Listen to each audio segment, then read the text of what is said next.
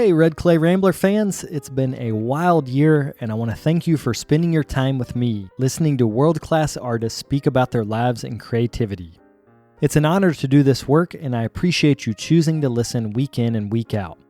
As we wrap up 2020, I need your help funding future episodes. I'm not on a major network like NPR or Gimlet Media.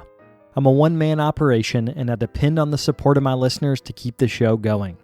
I know this year has been tough for a lot of folks, so for our fall fund drive, I've keeping my requests simple.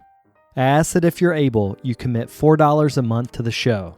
That's only $1 an episode to keep you inspired and connected to the greater ceramic community. I've got big plans for 2021, and your support now can help make those plans a reality.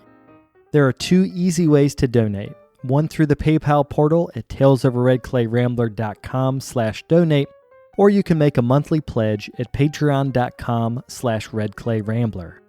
If you join Patreon today, you can access perks like t-shirts, water bottles, and other podcast swag, as well as having access to the Patreon-exclusive Tales from the Vault podcast, which features remastered episodes that are no longer available on major podcast apps. As always, thanks for listening, stay safe out there, and let's get on with the show.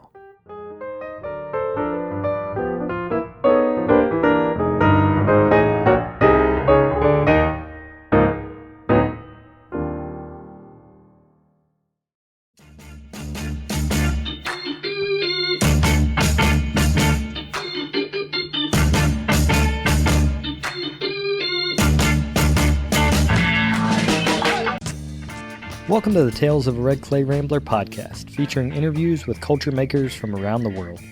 This is Ben Carter. I'm going to be your host. If you'd like more information on the show, please visit our website, talesofaredclayrambler.com.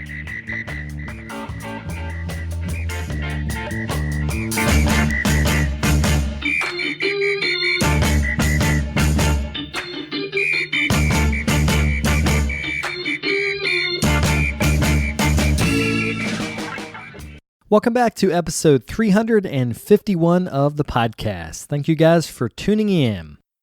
Today on the show, I talk with Jill Foote-Hutton and Jessica Detweiler about the Studio Potter. The journal was established in 1972 in print form and is coming up on its 50th anniversary. It's recently gone all digital, and so in this interview, we talk about the opportunities this presents for the organization, both the journal and the nonprofit that supports it. If you'd like to subscribe or donate to the journal, you can go to studiopotter.org. Before we get to that interview, I've got a few announcements to make up top here.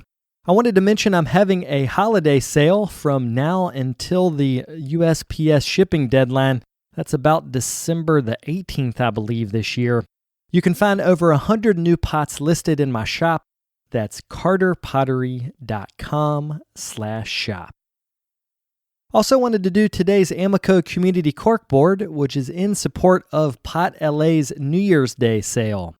Pot LA is a full-service studio owned and operated by artists of color, a majority of which are women and Los Angeles natives.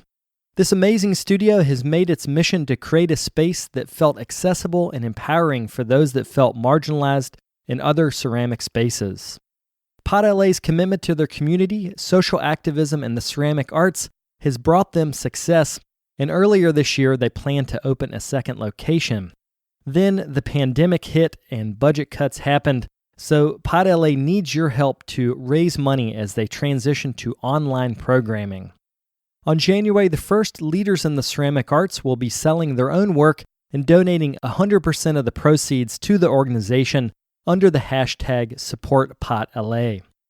The goal is to reach $5,000 to help keep both spaces going. So if you can, follow them on Instagram at pot_LA, or you can also support them directly through their Patreon at patreon.com/potla. Without further ado, we'll get on with the interview.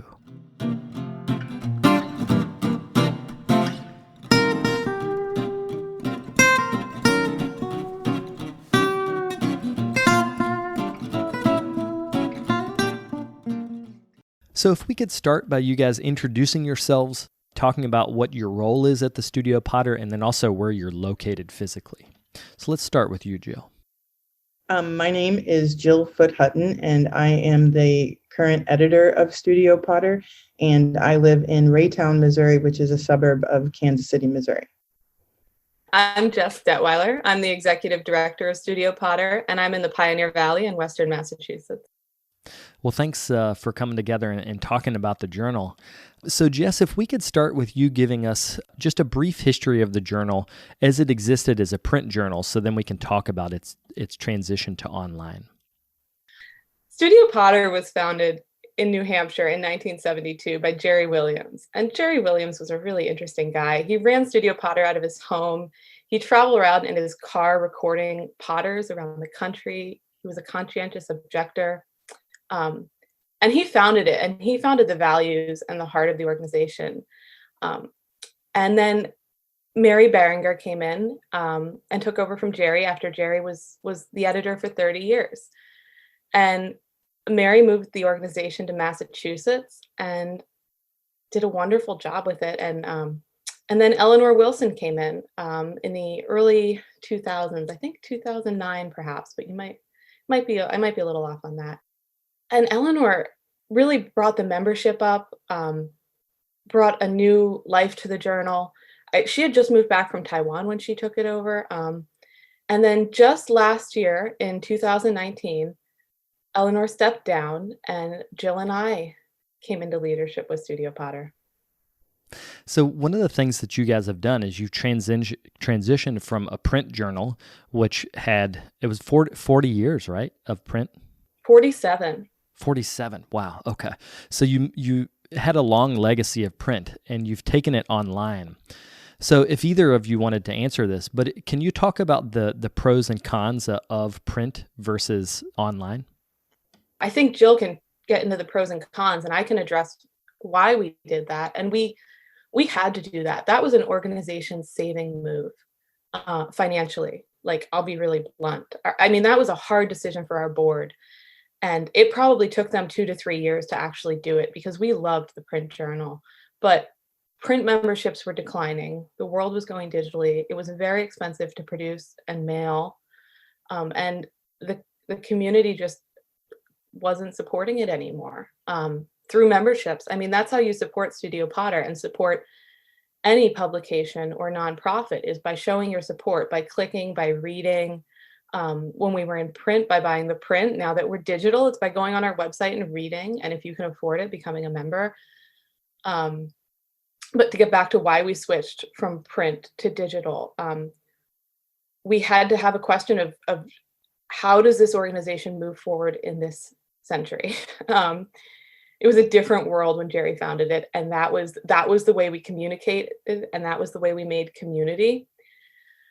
And now this is the world we're in, where we're all online. And it was a conversation about, maybe the future of Studio Potter is apps and, a central hub for podcasts or authors reading their articles, or, there's hundreds of ideas. But the reality was we couldn't afford to keep making a print journal, and we were just going to stop existing. So we had to move online. And there are pros to it now. I mean, we can deliver content immediately. We publish more content online than we did as a print journal. I know people miss the nostalgia of holding it, and so do I, to be honest, and I'm sure Jill does too. But if your question is, do you continue to exist or not? I think most of us choose life in whatever form it can be, and now that we're in it, we're seeing all these benefits. We've launched a calendar this year, a community calendar, where everybody can add things for free, and we're able to facilitate the GAP program. We're able to publish really timely content. And accessibility is huge. Our readership numbers have gone through the roof. We were mailing out about 1,200 journals each cycle. So we published twice a year when we were in print, and each one of those runs we would order 1,500 journals. We would usually mail about 12 initially, and the other 300 would sell slowly. Our readership numbers in the last year, 230,000 people have looked at our website. Like, that's amazing. That's great. I mean, that's a huge success. So I'll let Jill take on some stuff too. I can ramble, but I think that it's been a difficult transition. And one of our challenges that continues is educating people about the fact that we're online now. You know, we still get emails and orders for the print journal. So spread the word, Ben. You know, we're online and we're publishing more than ever. And I think it's just as good, if not better, than the print version. So I was, in my relationship to Studio Potter as a print journal, was as a reader, right? And like so many people, Studio Potter was the place where I saw myself more than other ceramic publications. And it really, I love, you know, I'm a sucker for autobiographies. So it was a place where I could meet people in a way, right, through the shared personal narratives. And that was incredible. And it was always such a high quality publication. And yeah, I 100% understand the nostalgia for that. But I agree with Jess too, that being digital has truly allowed us to respond in the moment to what is going on. And that has been crucial, especially this year. But I think Studio Potter has always had this history of including all the voices that are a part of the field, right? So it's not like we suddenly started doing that when there was a push to truly be accountable this year.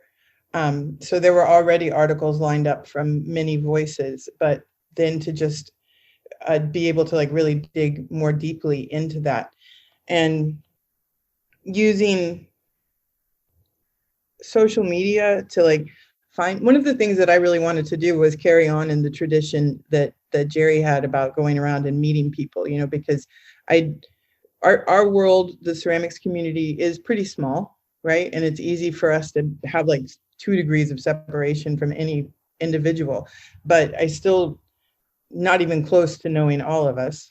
And so I wanted to be able to go out to regions and meet other people and like mine other voices. And 2020 has put a real damper on that plan.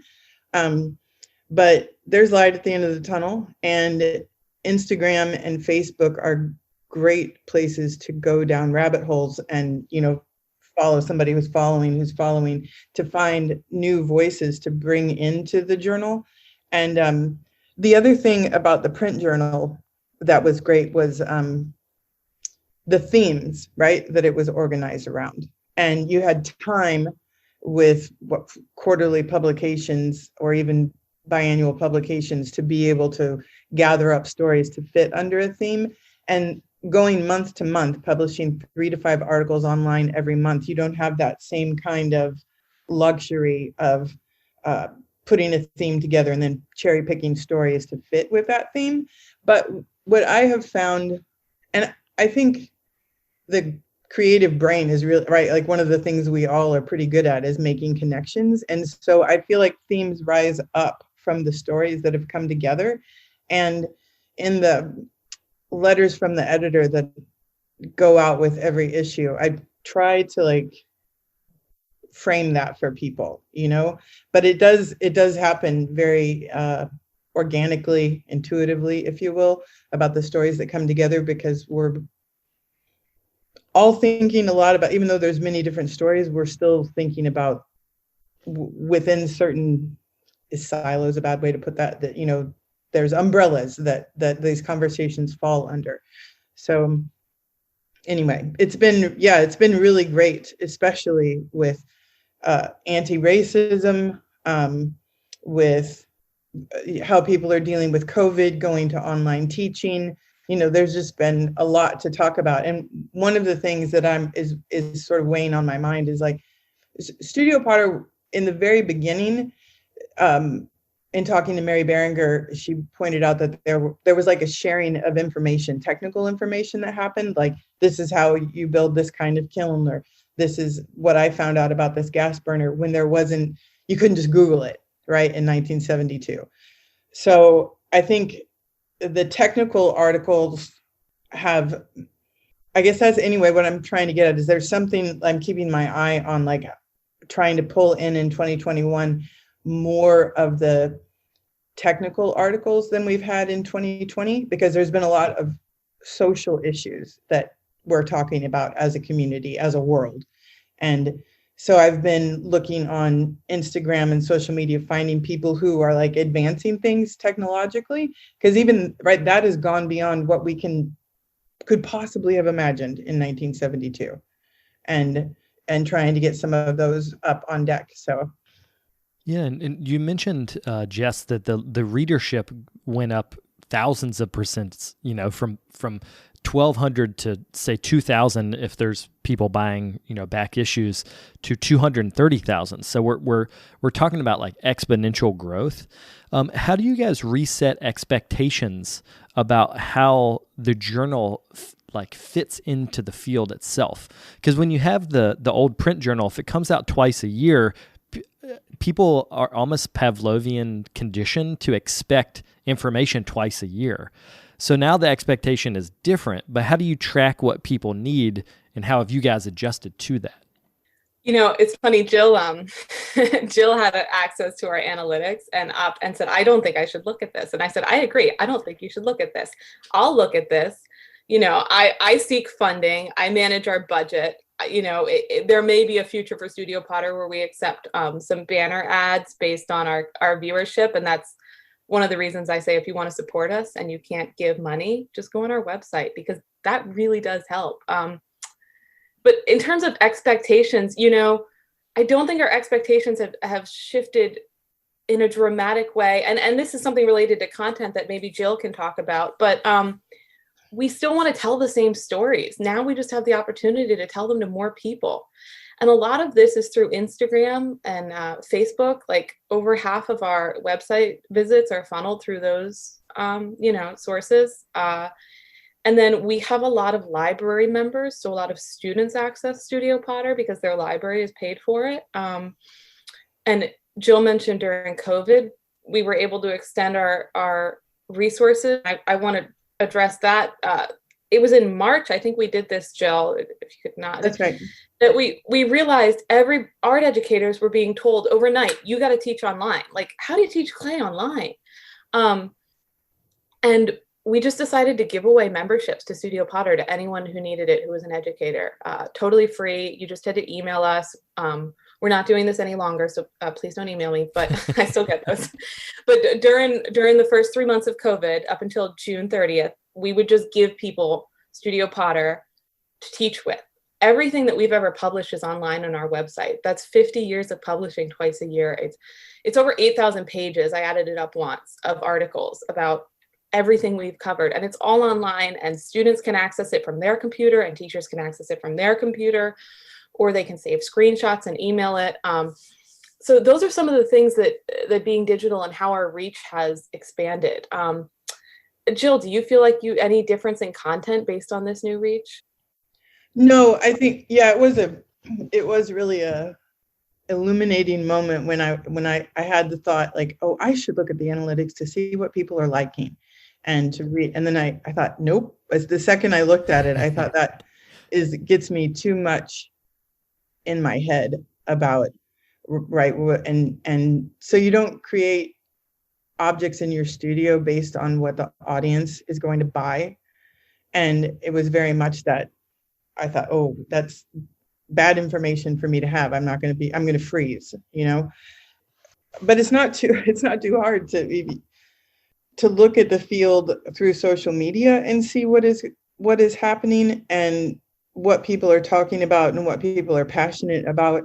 But there's still going to be the quiet voices. And I've gotten some emails, like letters to the editor, where people are responding, and those have sometimes turned into stories, which is great because it's a way.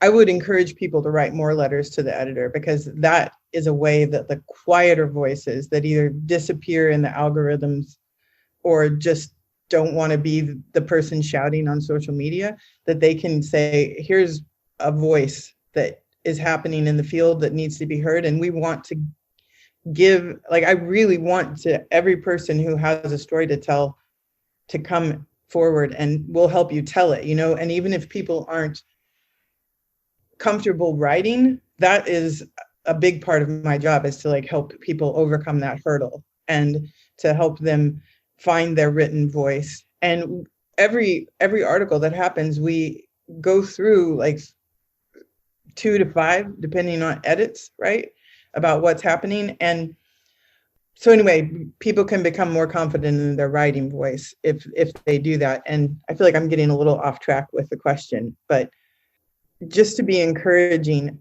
in the to everyone who's reading Studio Potter, I want them to feel welcome to come and share their voice, because everybody's perspective is valuable. And if we don't get to hear it, right, then the tree falls in the forest and no one is around. Yeah, one of the great things about the journal's history is that the method that Jerry used as he was going around interviewing people is that there was a sense of regional identity. Like he would go to a place and collect interviews with a lot of people. You can confirm this, but it seems to me like your guys' approach is that you throw a really broad net, and then your job as the editor and the previous editors, their job was then to make sense of what you catch, so to speak. So can you talk about inclusivity in how you're approaching the content of the work? So Ben, I think that whatever hat I have worn in the ceramics field, that has been a personal philosophy of mine. And maybe that happened because I'm not a potter. And also maybe that happened because when I started my professional life, I was teaching at a community college. So those, in a way, are both places where they're outside of the mainstream, even though outside has like evolved or the other has grown to be a much larger encompassing definition that I've always been sensitive to.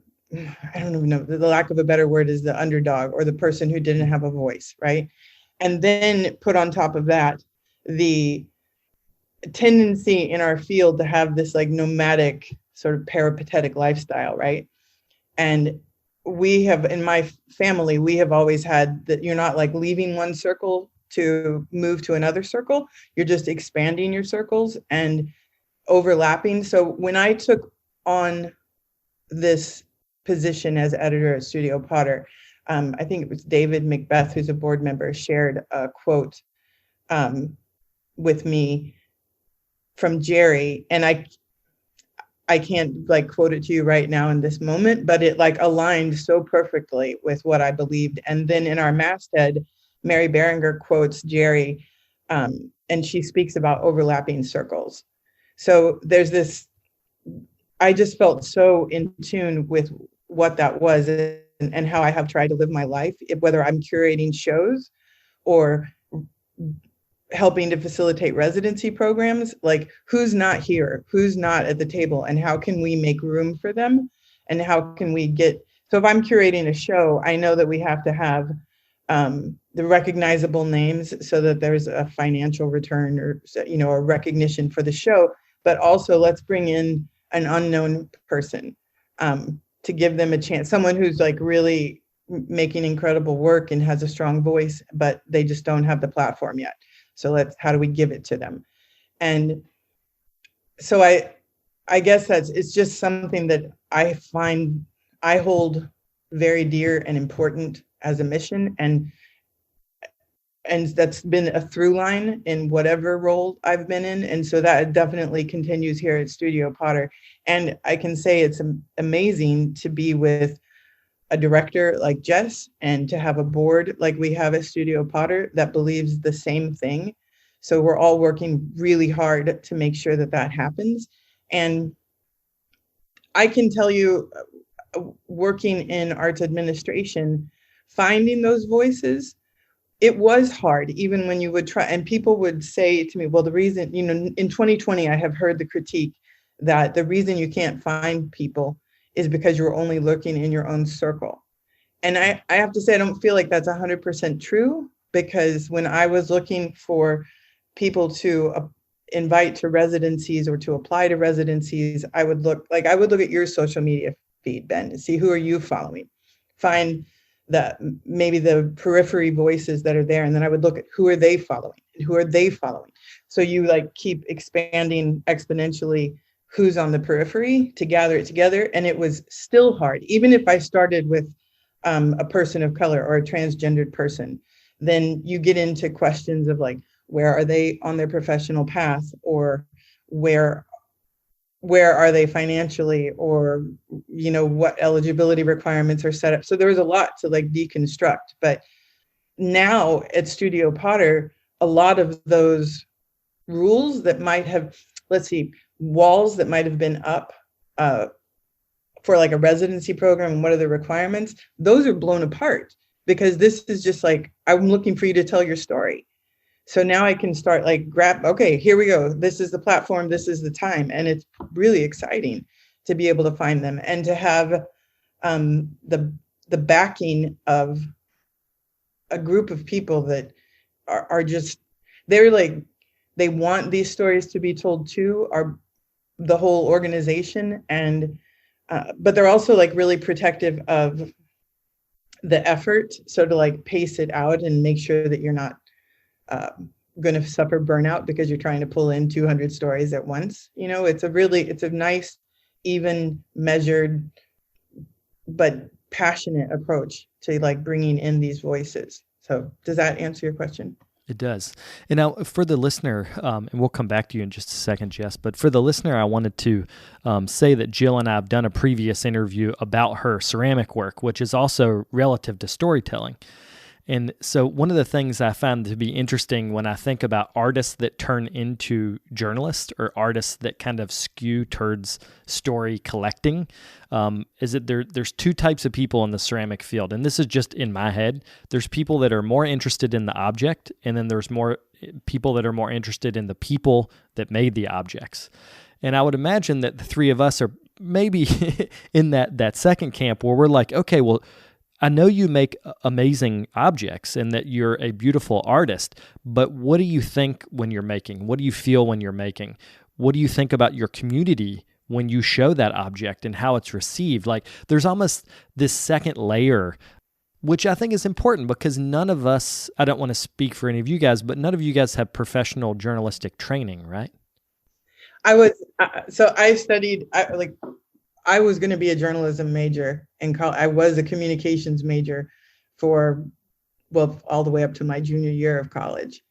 And then I took an art class and we were like off to the races because I found an art teacher who was less restrictive, right? Who was more open to like how things could happen. And I was like, oh, I don't have to be able to work like Rembrandt to be an artist. And so it's another, when I saw the call for the editorship go out, Ben, I was like, what I felt in my gut and my heart was like, this is my job. This is it. And I've never been so vocal in a job interview, but I was like, I'm telling you, this is my house. Like my whole life is like making sense right now. Did you have something, Jess, you wanted to add?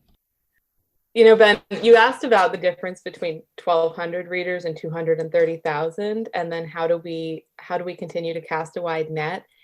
And I think it comes back to the heart of the organization. We're a nonprofit, and Jill mentioned that when she juries a show, she might include some names that she knows are going to bring in the money and also have beautiful work. But we never have that pressure, and we're really careful to make sure Jill never has that pressure.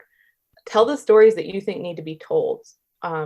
And because we're supported by donations and by memberships, similar to a museum model, we don't rely on the sales of our articles. In a sense we do. If we consistently produce content that nobody read, eventually we would go under.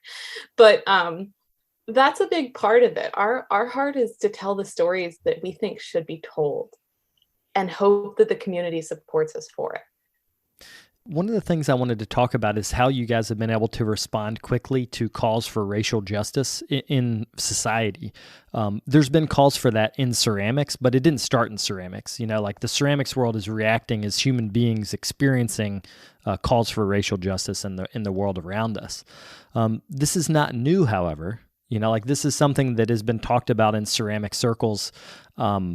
Mainly what I heard people talk about prior to Black Lives Matter, like going back even to when I started in ceramics, is who were the professors? Because academia, the hierarchy of academia, often elevates the social dynamics of the art world, which is that a lot of white men have a lot of power, essentially. So that's starting to change, and it's changed since I've been in ceramics before this summer. But this summer, it was socially on the consciousness of every American.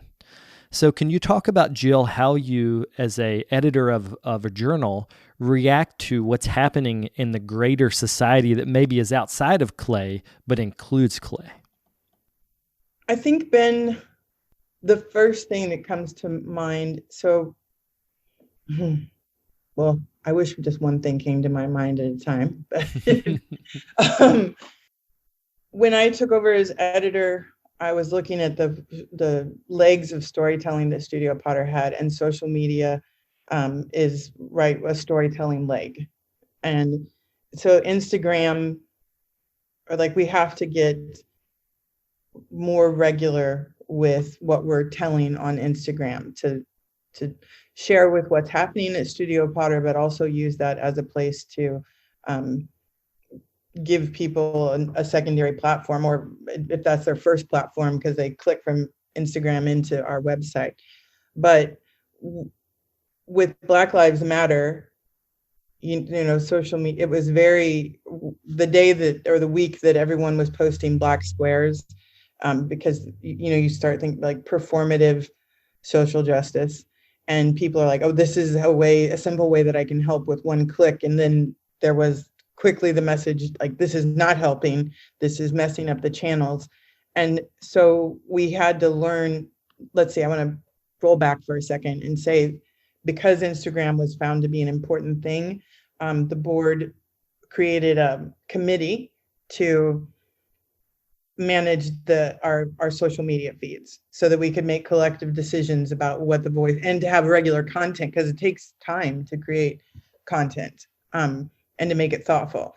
So there were 4 of us watching that happen and seeing the pushback and the call out culture happen. And we learned fairly quickly to just stand still and see what was going to happen, and where can you really be of value. And also, if someone learning to make decisions, non-reactionary decisions, right? To make thoughtful responses. And if you had a misstep and someone were to call you out, that you don't respond in the heat of the moment, but and first off, you really think about what you're about to say and what you're about to put out into the world. And for me, I got this melodramatic picture in my head that was pretty clarifying, that in this moment, I have to think about, what do I really believe? What are my core beliefs? What are my motivations? And what do I want to say about it, in such a way that if someone were to call me out and not understand my motivations, that I was willing to die for it, socially die for it.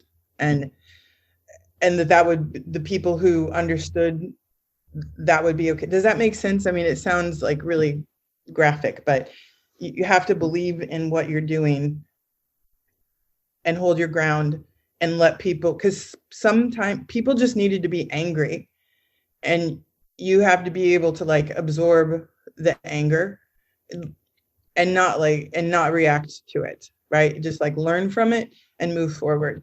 And there were also voices that were coming forward, like what Melissa Weiss is very active.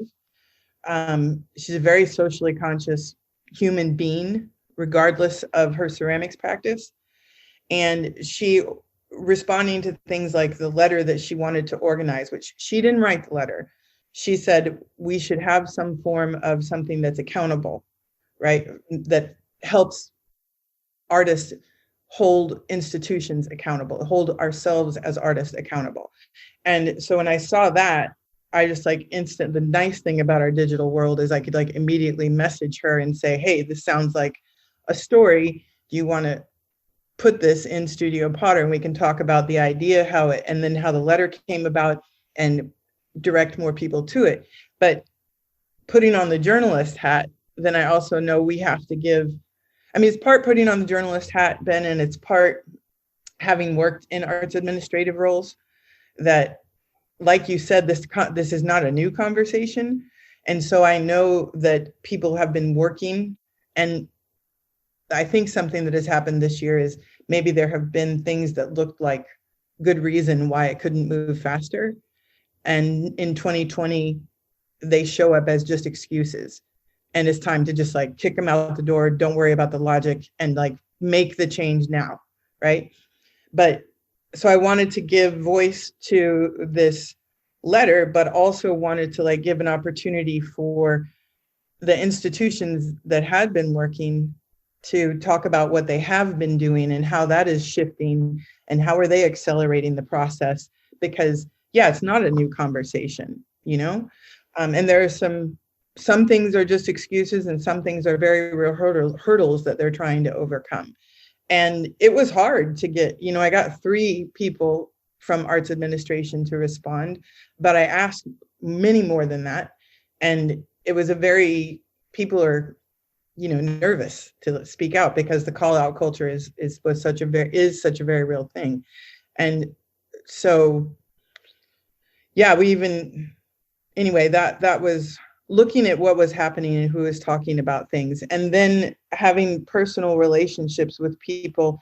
So there's a conversation going on right now that we're rolling out the stories piece by piece, but was a conversation about the artist gallery relationship that was brought to my attention by Osa Ato, as she's still, you know, fairly new in the field, but she definitely has a name and has an amazing social media presence, but was trying to figure out how does this relationship work and how can I negotiate? And she was having trouble negotiating with people. So we brought together, it was like 14 people who included a broad spectrum of ceramic artists. And there were about 5 people who run galleries, but different kinds. Like Leslie Farron's gallery is different than Penland's gallery, is different than Sam Harvey's gallery, different than Jennifer Zwilling at the Clay Studio, right? So it's an imperfect system because it's not all apples and apples, but what that's turning out to be is a series of articles that goes back to an old story about just, you have to like figure out what path you want to walk in this, you know, and how do you want to be represented? And a lot of that is on personal decision making, you know, but the question that like I'm still trying to figure out how to get at is to change the artist gallery relationship, you know, to shift that is a hard, like, I don't know that anybody has any good ideas about how you can reinvent that wheel yet. So it'll be interesting. So it's something that I'm watching, and I'm looking for, doing some research on my own, looking for galleries around the world that maybe have a different model. And so far, like Pot LA is a gallery that they have a very different, well, it's a ceramic center, right? So it's not a gallery. I mean, they do have a gallery, but not in the sense of like the Clay Studio, right? It's more about providing the opportunity for making, and they have a sliding scale that gives their community access, and doesn't shut people out because of economic reasons. So now I feel like I get like really far afield from your original question. That's totally all right. Yeah, I think Jess wanted to add something to this. I do. And that, you know, as we're talking about an institutional response or an institutional responsibility, as Jill's looking out at the field, Studio Potter also looked in and made some changes and restructures to our board. I mean, this was back in December of last year, December 2019. We looked at our board and we weren't getting the voices we wanted for the leadership of our organization, which were people that were younger, people that were the underdog, people who were not white. And one of the challenges, and we were sending the invites, but people were not accepting the invites to join the board. One of the challenges was that our board was responsible for 10% of our annual budget and contributions. And I think that's true of many nonprofits. I don't, you know, not that they're at 10%, but the expectation is that the board financially supports the organization. And we made the decision last year, our board voted and changed our bylaws. Our board members now have no mandatory financial contribution to Studio Potter. We want their ideas, we want their voice. If they have something to give, we sure could use it, but more than that, we need them.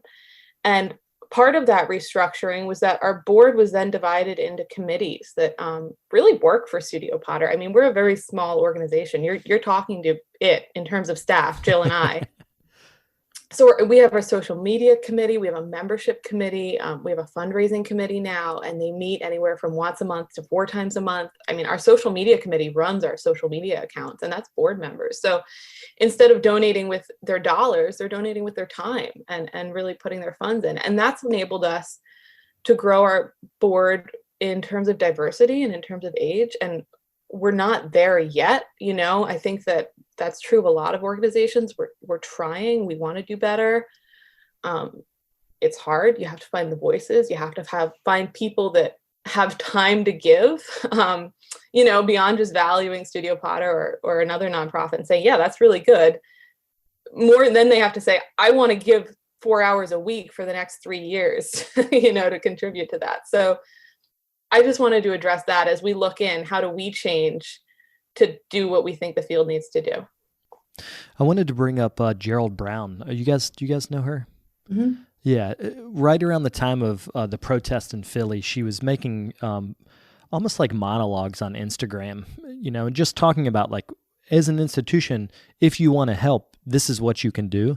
And one of the things that she kept saying is people over profit. People over profit. It's a central tenet. It's very simple as a guiding principle, but it's something that if an organization wants to restructure itself and think in that way, that it can really help people on the ground.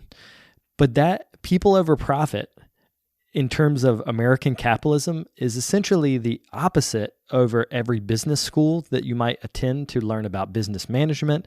It's even the opposite of some journalistic endeavors that require profit to pay shareholders. And I'm not talking about like our level. I'm talking about like big major media corporations.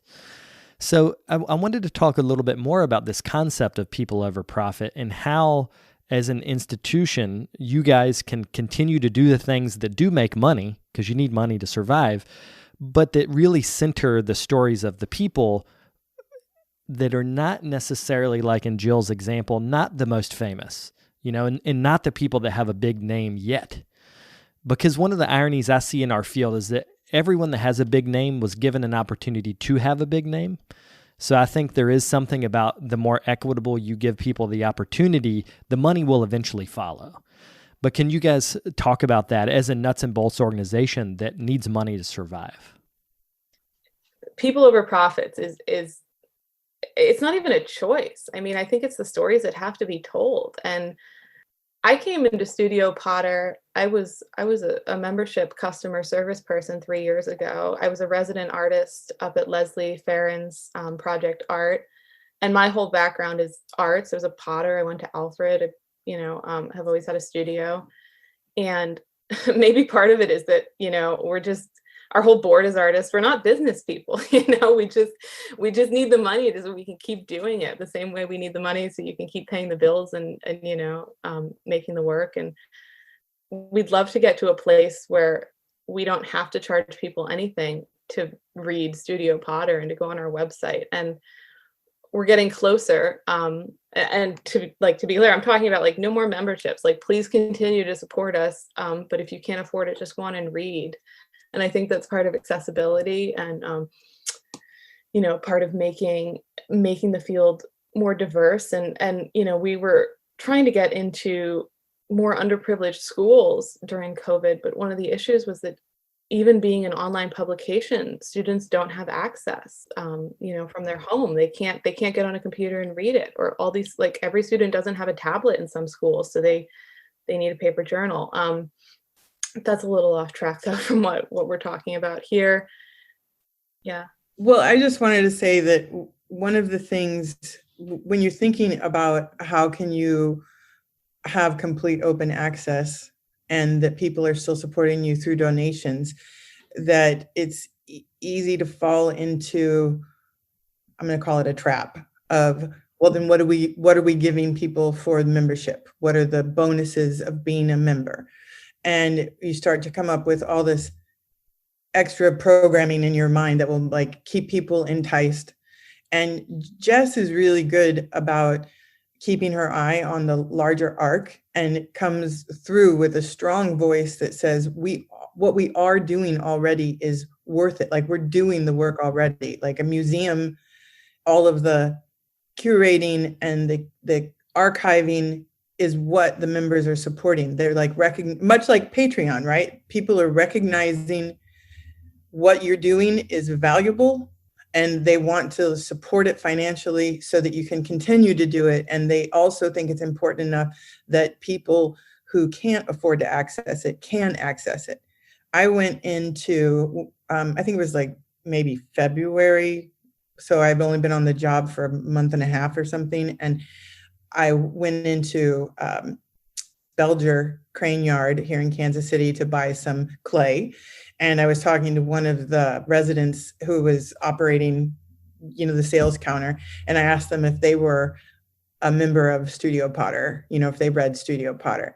And I'm like, it's only $5 a month. That's not that much. And she very honestly replied to me, if I have an extra $5, I'm buying lunch. And I'm like, okay, so that was, it's one person's voice, but I don't think she's the only person with that opinion.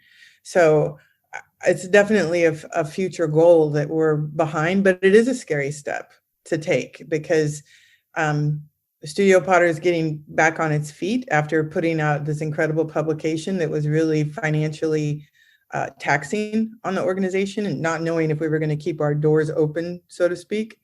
Right. So, yeah, I think the fact that we have a board that is behind an idea like this, we'll figure it out. But it's a future goal. Well, you said it too. Like, if the board is in alignment with the mission of people over profit, then it's much easier, because then instead of seeing lack of funds flow, but funds flow coming from a different model than you're used to, it's not seen as a problem that's insurmountable. It's just seen as like, this is something we need to solve. Other organizations are doing this. We just need to figure that out. And that's pretty much where I'm at with my podcast. For the first 5 years, I don't think I raised any money at all for this. And then when I started raising money, one of my friends, said, "Why would we give you money for something you've already given away as free?" And he was kind of being a devil's advocate. And the only thing I could say is because it's important, because hearing people talk about their work in their own voice is inherently important. And since then, that was a couple years ago, I've talked to other people about fundraising. Like, how do you fundraise for something that you're giving away for free? And one of the things that was told to me is, if you go to a granting organization, like someone that can give large amounts of money, what you explain to them is that you can show through data that people are already taking in the information. So in your guys' case, you can say 230,000 readers. That's a tremendous amount of number. The desire is there. Then you pitch that desire to the granting foundation and say, we already have the desire. We need the support to continue to feed that desire. Mm-hmm. But it's risk. It's all risk. It's trusting that if you go to a free format or a reduced cost format, because it could even be, making the monthly membership $1 a month, there's lots of different options to do it, but it's the essential risk of saying, we believe what we're doing is important and that our community will follow this. And NPR's been doing this since 1974. So there is some kind of expectation in America that you do pay for what you think of as valuable. But being an art administrator doing that work, it's very difficult to do. Yeah, I mean, like you said, it's risk. It's terrifying, and this is a discussion our board. I mean, if anyone on the board is listening and hasn't heard me say this yet, I'm going to bring it to you next year. Surprise! But that leap of if you eliminate your funding, for us, our membership is a big part of our income, and go to that granting organization and put your hand out and say, we need this. If they say no, it's 48 years of history and counting, like, gone, because that's really the struggle. So we're trying to figure out how does that work? How do we be accessible and give this information? Because we really do want everyone to have it. And and just get the support. And the other half of it is if we can get enough individual support and members will stay members, even if we move to a free model, that would be fantastic. In last year, in fall of last year, our board had to vote on if Studio Potter would keep going because we were in such a rough spot after hanging onto an unsustainable print journal and burning out staff members. And luckily they voted yes, we would keep going, and we have, and we've really seen a recovery this year. And a big part of that is, I think, the content Jill has put out. I mean, she's been a voice in our field that people have said, yes, we value. And another part of that is just thank you to everyone in the field who has read Studio Potter or donated to Studio Potter or talked about it, because without that, we can't go on. And that's why we're still here. We wouldn't have survived this last year without the field. And it's been a really hard year for everyone. I mean, we just had Giving Tuesday 6 days ago right now. And we set a record both in amount raised and number of people who donated any amount. I mean, we had $2 donations and $5 donations. And the record was the number of individuals who were able to give that, which was so affirming for Jill and I, and for our writers fund. All of that money is going to authors who write for us. Just to say, even if you just give $1, it says, I don't have much, but I think what you're doing is worth it. And that's what we need. And that's what our board needs. So, I don't know if I'm getting to your question here, Ben, but that's the spirit of it. We're trying and we're figuring it out. And if you're a listener who has an idea, email me, director@studiopotter.org. I'm Jessica. We'd love to talk it out with people. Well, I wanted to pivot. You guys, as well as being a journal that's a long track record of telling stories about the people in the field, you guys have pivoted to where you can actually fund studio work around the idea of apprenticeship. So can either of you talk about the Grants for Apprenticeship grant and talk about the development of that program? Yeah, Ben, I'll talk about that, and then I'll go into Studio Potter as a nonprofit, because we're more than a publication, and we're more than journalism, and we're working on figuring that out for the future. But first, Grants for Apprenticeship. Grants for Apprenticeship was launched in 2019, and it's funded by an anonymous donor, who I would say thank you to. This person is an exceptional individual who believes in the field and the heart of the program, and wanted to start this program that aligned really well with Studio Potter's goals, which is supporting the field. In this case, this Grants for Apprenticeship is limited to pottery forms or vessel forms, functional work. Every year, we grant 5 teams $10,000.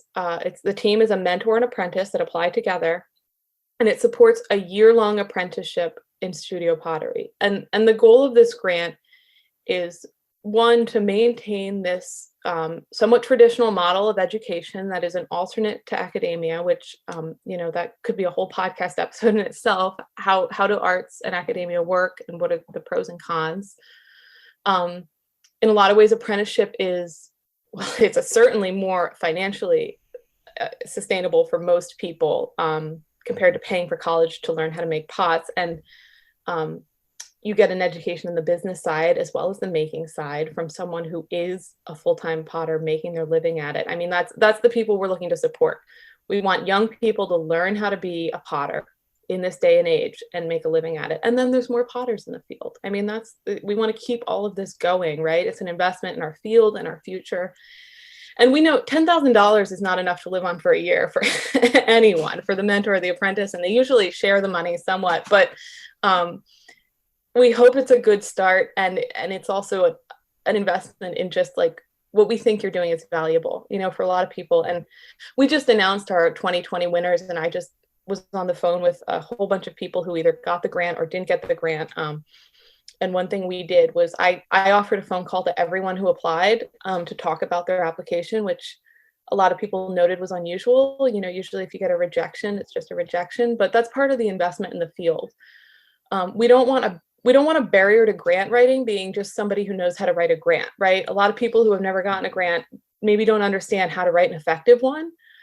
And so we offered reviews before you submitted, so that you could go through and, we could say, like, you're not hitting the mark on this, maybe some better images, maybe talk about this. And then afterwards as well. And if anyone's listening and is thinking about applying, we offer this every year.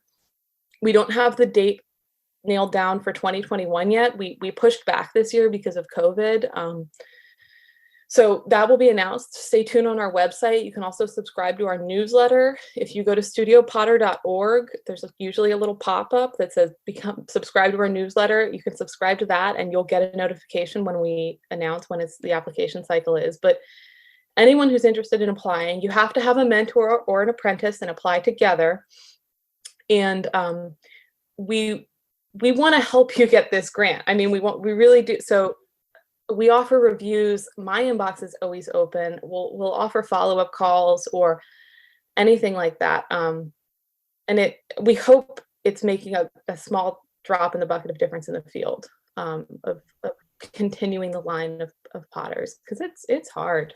We know that people who commit to this in their life, there's a whole set of challenges. I just want to add that with the review, there were only a third of the applicant, a little less than a third of the applicants that took us up on the opportunity to have their applications reviewed. And it really is good to have an external voice look at your application anytime. And even if you don't go if you're applying for a grant for apprenticeship, then and you don't come to us to have us review it, like having someone, I think it's really important to have someone who knows your work review it and someone who doesn't know your work review it, right? Because you don't get to be in the room with the jury to answer questions, and you don't recognize where you've left holes in your story. So if the jury comes up with what does this mean? If you let someone who doesn't know your practice read it, they're going to see those holes, right, before the jury did. And but only a third. Yeah, and we had 36 people apply this year, and we granted 5. And one thing I would say to anyone who's writing a grant, to us or to anywhere, think about what's the mission of the grant you're writing for? What is their goal? Like I've just said, our goal is to support full-time potters in the field. So a lot of people who wrote really compelling applications didn't address that, or the apprentice didn't indicate an interest. If an apprentice applied with work that wasn't ceramic, and maybe they couldn't make ceramic work because of any number of factors, because ceramic work is more expensive to make than a painting, right? Or a drawing. Not just for our grant, but any grant. What is the goal of the grant? And are you telling them why? Like, are you telling them that, hey, my goal aligns with your goal, you should grant me? It seems kind of simple, but I think people get it's a scary process to write a grant, especially if you haven't done it before. And a lot of people slip into like this really academic writing, artist statement. And really the points we're looking for are like, do you need the money? Like, need and impact? Like, we give you this money, does it change anything for you? And are your goals aligned with our goals? Do you want to be a full-time potter? That was just for us. But if you're listening and you're thinking about writing for a different grant, like, go to their website and read what they say about their grant, because it really matters. They're probably telling you what they're trying to fund. And I think that was something that we noticed in the applications that people missed the mark on in sometimes. So in the follow-up calls, we talked about that. And a lot of people said, yeah, you're right. My statement didn't address that. And I say, I hope you'll apply again. And I hope a lot of them will, and we'll be able to grant more people next year. That brings up a good point when you're talking about any grant that you're applying for, is even if an organization isn't offering proofreading or prior editing before the deadline, you can always call people, Yeah. Like we just did that with a grant that we applied for, and there was something we weren't sure about, and it didn't say, please call, but we did. Yeah. and we applied for this grant twice. Craft Futures Fund, thank you, Craft Futures Fund from the Center of Craft. We just received a $5,000 grant, Studio Potter, to support us being able to give memberships to schools and professors who otherwise couldn't afford them. And we're working on launching this program in 2021. There'll be a portal on our website where an educator can go in and apply, and with just a little bit of information and telling us maybe a little bit about their need, we're going to be able to give free memberships and free access to schools. So that's what the Center for Craft supported with us. And again, we were rejected the first time we applied, and we called them up, we spoke on the phone with them, we talked about our application, how do we do better? And then the next time we got the grant. And that, that's the process. The rejection is just not right now, try again, right? My wife is a historian, and a lot of her research is funded through grants. So she applies to grants all the time, like every month or two. And whenever I have her proofread my writing about art, about the podcast, about whatever, she is always erring on being pragmatic, like not being philosophical, not talking about the grand vision, about the purity of beauty. Like there's a place for that, but that place is not necessarily in a grant unless it's from an institution that philosophy is the core thing they want to support. With this program, you're supporting an apprenticeship system. You're supporting essentially, I don't want to say a master, but like a person that is educated to teach someone who wants that information. So it is a pragmatic thing. So I just wanted to reinforce that, for listeners who are writing grants. Also wanted to switch back. You had said that Studio Potter is more than just a journal. So I wondered if you could talk a little bit about how the nonprofit behind Studio Potter supports a grander vision and how that vision is changing. Well, the most obvious way, Ben, is something you touched on before, is like our net is a little bit wider and a little bit different than other publications. And because our history is as a publication, that's the first thing, somebody would encounter, a reader would encounter, somebody looking at a Studio Potter and might tick a bell that this is a little different. And we are a nonprofit, and many other publications in the field are not. They're a for-profit, and both are valid. But because we're a nonprofit, we have a mission and a vision and values, and our goal is to support those and to fill that as much as we're able. As a switch to digital, that brought about a sort of a new concern about what is our mission and is it still relevant? Our mission was written in 1972 by Jerry, and it hasn't changed since then. So in 2021, our board and our staff and other people who are interested are going to be discussing what Studio Potter is and how we evolve to meet the future needs of our community. So I don't have an answer today as to what our new mission is, but it's coming and we're working on it. I think the things that we need to include are supporting the community, education, storytelling, bringing us all together. And this Grants for Apprenticeship program is one facet of that. And we're going to figure out what the rest of it is. Because we're so small and our budget is so small, we can't do everything. And a lot of times people come to us with really good ideas, and we have to figure out if this is on track for us and if we have the resources for it. And usually the answer is we don't have the resources, because we just about have the resources to do what we're doing, and that's it. But the future of Studio Potter may be just free memberships and trying to support the community through discourse and storytelling and articles. And maybe we can incorporate more grants, and maybe we can fund more projects, and maybe we can fund more storytelling and things like that. But we do aspire to be more than the articles we publish as an organization. We aspire to support the field and support ceramics and bring us all together. We can all work in such isolating ways, especially now. So to have a central organization that's working to effectively bring everyone together. And a lot of other organizations do this really well too. It's not that, we're very small in the world of ceramic nonprofits. So we do what we can. So in 1972, when Studio Potter began, it was potters, functional potters. And the Grants for Apprenticeship program is hoping to support and continue that tradition. Meantime, alongside, even though we're very small and we can't do everything, because we're small, we've been able to allow the definition under that header, Studio Potter, to expand. And the one through line is the material, right? And whatever happens with that material, there's room for that story in Studio Potter.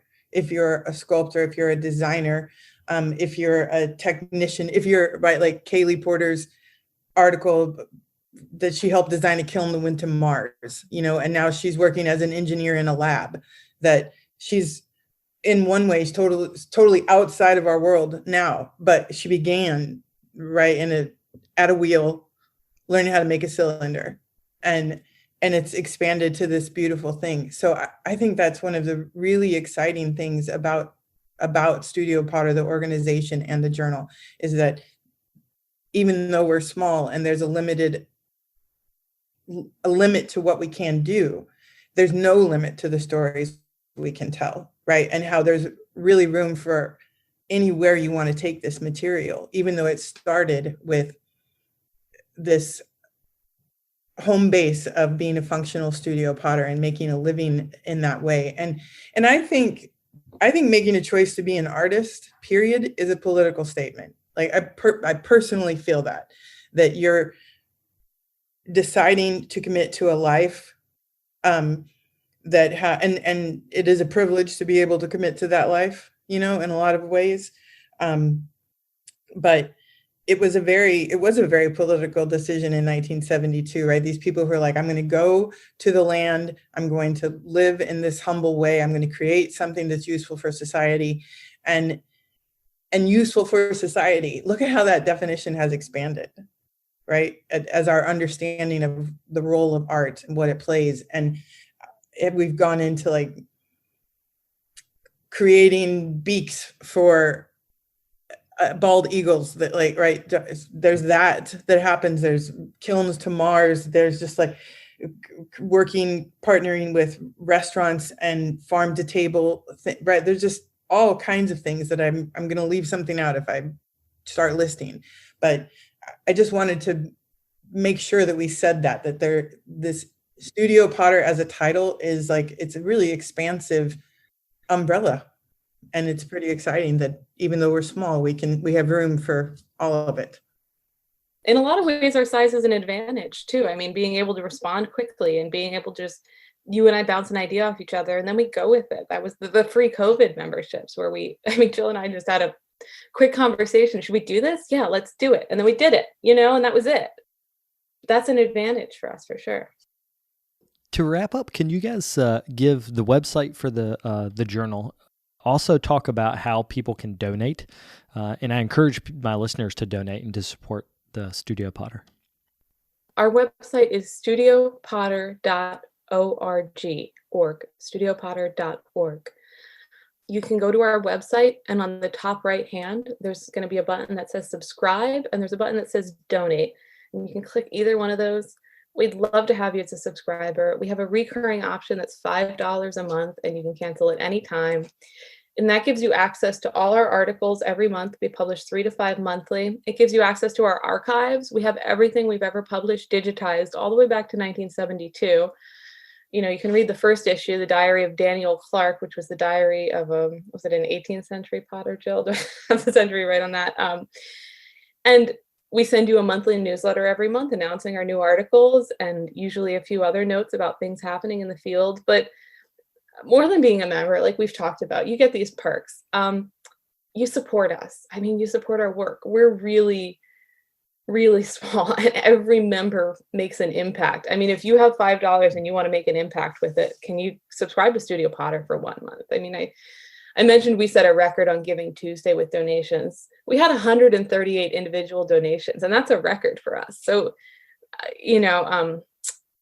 go online and help us out and support Ben as well. The work he does in this podcast is good. Maybe you should split your money and give half to us and half to Ben.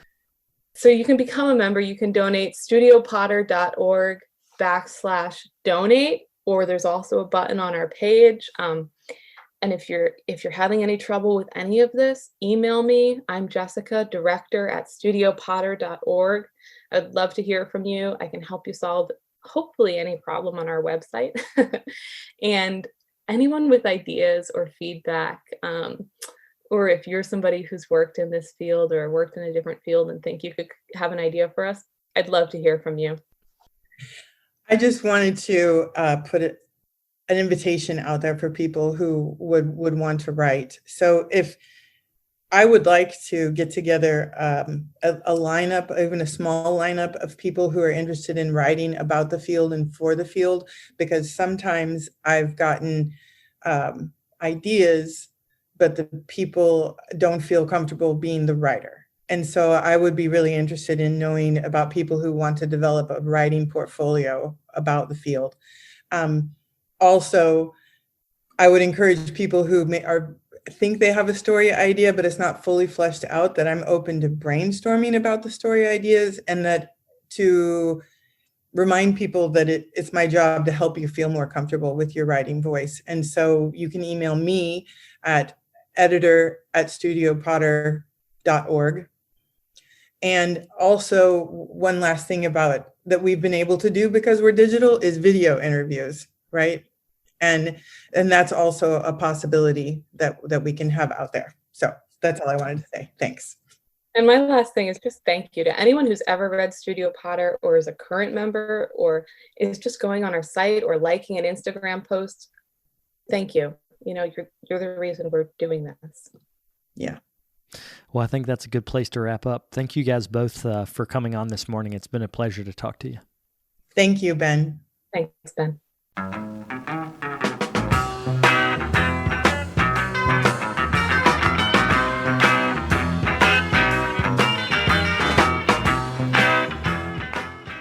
I'd like to thank both Jill and Jess for coming on the show today. It was nice to chat about the Studio Potter and where that organization is going. I encourage you to support them by subscribing and donating at studiopotter.org. Before we go, I also wanted to throw a plug out there for my holiday sale that's happening now until December the 18th at carterpottery.com/shop. And also I wanted to do today's Amico Community Corkboard, which is in support of the Pot LA New Year's Day sale. On January the 1st, leaders in the ceramic arts will be selling their own work and donating 100% of the profit to Pot LA. You can find that sale under the hashtag SupportPotLA, where you'll find images of the work that's available. For more information about Pot LA, you can follow them on Instagram at pot_LA. You can also donate to them directly at patreon.com/potla. I'll be back next week with another episode. Thank you guys for tuning in.